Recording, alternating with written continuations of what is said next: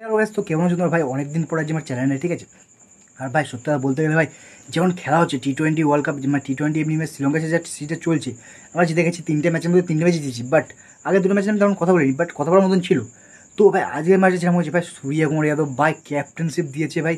সত্যি কথা বলতে গেলে হার্দিক পান্ডিয়া থেকে যখন ক্যাপ্টেনশিপ নিয়ে নিয়েছিল তখন একটু খারাপ লেগেছিল, but champion Suryakumar Yadav impact ফেলছে। আগের দিন যেরকম তুফান ঝরিয়েছিল ব্যাটে, আজকে ব্যাটিংয়ে কম বেশি বলে ভাই ভাই একবারে 2টো উইকেট নিয়ে নিল ভাই। 6 বলে 7 রান লাগবে সেই ম্যাচ ভাই একদম ড্রয় নিয়ে গেল।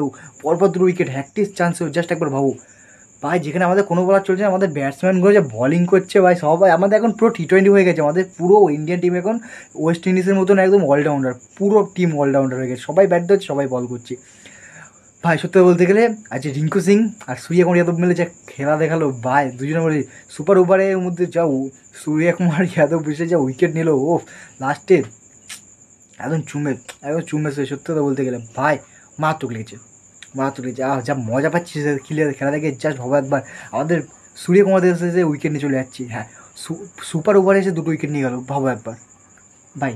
ম্যাচটা জিতে গেছি লাস্ট ম্যাচ। চলো টাটা, বাই বাই। আজ